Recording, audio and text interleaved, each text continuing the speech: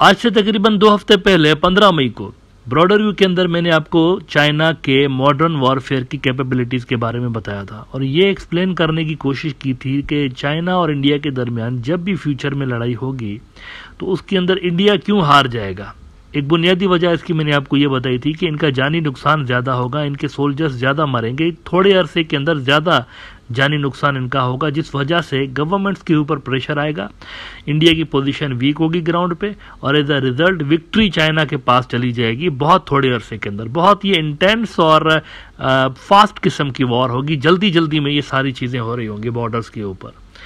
अब इस हवाले से मैंने चाइना के जो कुत्ते हैं, रोबोट कुत्ते, इनके बारे में आपको बताया था कि किस तरह उन्होंने बॉर्डर पर पहले ही ये चीज़ें डिप्लॉय करके रखी हुई हैं और जंग के वक्त इस तरह की जो इनकी मशीनें हैं वो इंडिया के ह्यूमन सोल्जर्स के खिलाफ लड़ रही होंगी, यानी रोबोट कुत्ते उनके ऊपर मशीन गनें लगी हुई हैं और इस तरह की और भी बहुत सारे इनके पास प्रोडक्ट्स हैं जो कि ये डिप्लॉय करेंगे वॉर के वक्त। अभी तो इन्होंने कुछ ही रिवील की हुई हैं, बहुत सारी ऐसी हैं जो कि टेस्टेड हैं, इनके पास मौजूद हैं, लेकिन दुनिया ज़्यादा उनके बारे में डिटेल्स नहीं जान रही होती। ये वो एपिसोड था, अगर आप देखना चाहें इसका लिंक मैं डिस्क्रिप्शन में भी दे दूंगा, Indian army versus Chinese dogs. अब कल ये हुआ है कि चाइना के सरकारी अखबार ग्लोबल टाइम्स के एडिटर इन चीफ रह चुके हैं 2005 से लेके 2021 तक, हु जिन इनका नाम है। इन्होंने अपने ट्विटर अकाउंट पे इन्हीं मशीन्स के हवाले से एक पोस्ट लगाई हुई है, वो मैं आपको दिखाना चाहूँगा। वो कहते हैं कि दीज आर चाइनीज ट्रूप्स और robot dogs during the golden dragon 2024 joint exercises with Cambodia, they can even shake hands with human. Robot dogs can be so intelligence and flexible in की कॉम्बैट सिनारियोज।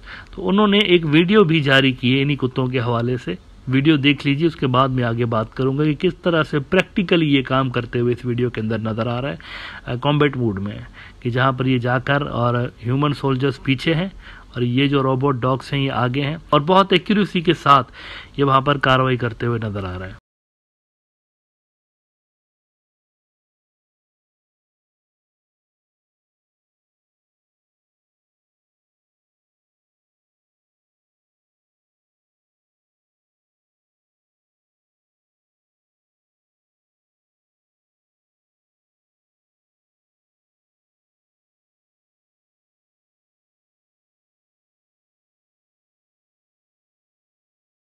अच्छा, जैसे कि मैंने आपको बताया कि ये बहुत सारी प्रोडक्ट्स में से कुछ ही हैं जो कि दुनिया जिनके बारे में जान रही होती है। लेजर वेपन्स भी इनके पास पड़े हुए होते हैं और बहुत सारी चीज़ें इनके पास जिनके बारे में दुनिया ज़्यादा नहीं जानती। ये नॉन ट्रेडिशनल किस्म की वॉरफेयर है, मतलब हम जो तस्वर कर रहे होते हैं ना, ये उससे कुछ हटके चीज़ें कर रहे हैं चाइनीज़। और यही जो टेक्नोलॉजिकल एस्पेक्ट है ना PLA का, उसने सबसे ज़्यादा परेशान करके रखा हुआ है अमेरिकन को।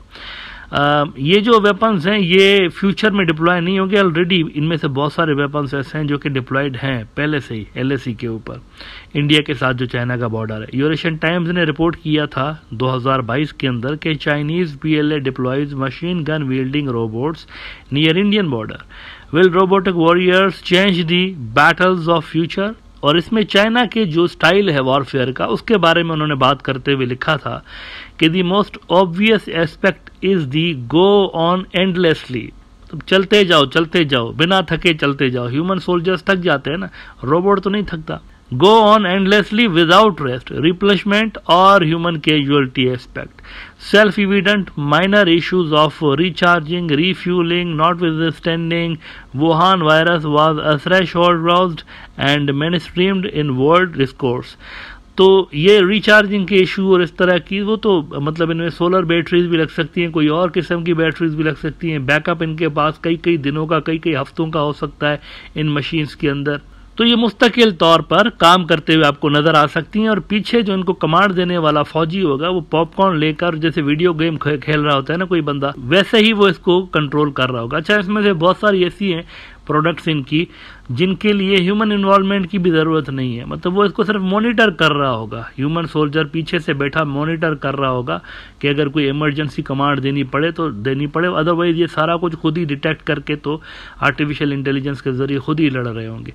तो बहुत सारी मशीन्स इनकी ऐसी हैं जिसमें ह्यूमन इन्वॉल्वमेंट ज़ीरो है, वो भी है इनके पास। तो ये कल चाइना के जो टॉप के जर्नलिस्ट हैं हु जिन, उन्होंने शेयर की हुई थी। तो आई थॉट कि इसको आपके साथ भी शेयर कर लिया जाए ताकि आपको भी पता चले कि डिफरेंस कितना बड़ा है इंडिया और चाइना के दरमियान। अच्छा, दूसरी तरफ आप देखिए, इनसे लड़ने के लिए आप भी सुनते होंगे कि इंडिया की तरफ से भी इस तरह के क्लेम्स आते रहते हैं कि हम भी ऐसी कोई चीज़ें बना रहे हैं, हम भी ऐसी कोई मशीन्स बना रहे हैं, लेकिन वो ऐसे ही है, ना तो वो टेस्टेड है और ना ही वो इतना एडवांस लेवल की है। मिसाल के तौर पर आप ये देखिए, पुराना मोदी का एक वायरल वीडियो, एक स्पेशल किस्म का ड्रोन, ये मौसूफ, ये देखिए उड़ाता हुआ आपको नजर आ रहा है। हाथ में इसके वाईफाई का राउटर है। आपको ये जानकर हैरत होगी, इस बंदे के हाथ में कोई रिमोट नहीं है, वाईफाई का राउटर, इंटरनेट का राउटर नहीं होता जो कि आम घरों के अंदर लगा हुआ होता है।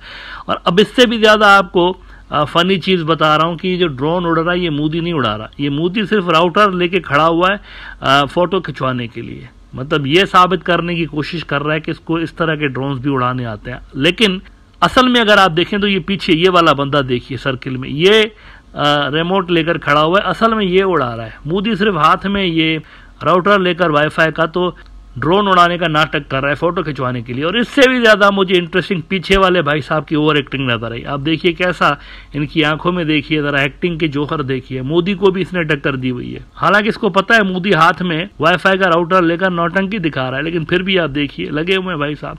तो कोई मैच नहीं है, असल में कोई मैच नहीं है दोनों के दरमियान, इंडियंस के दरमियान और जो चाइनीज मिलिट्री है इनके दरमियान कोई मैच नहीं। चाइनीज जो है बहुत ज़्यादा सुपीरियर है। इंडिया ट्रेडिशनल वॉरफेयर पर रिलाय कर रहा है, पुराने तरीके लड़ने के, लेकिन वो जो रिलाय कर रहे हैं वो मॉडर्न वॉरफेयर, कुछ अलग ही तरह की उनकी जंगी हिकमत अमली है जो कि आपको दुनिया के किसी और मुल्क में शायद देखने को इस तरह से नजर ना आए। अमेरिका के पास भी इस तरह की टेक्नोलॉजीज नहीं है, रशियंस के पास भी नहीं है।